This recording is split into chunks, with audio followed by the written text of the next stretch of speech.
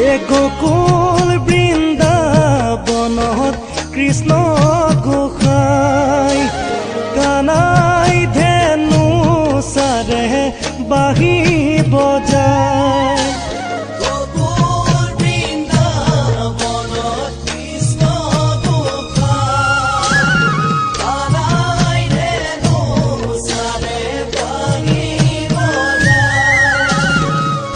বাঁহী মাতে শুনি ও ৰাধে মাই যমুনাৰ বালিতে কলচি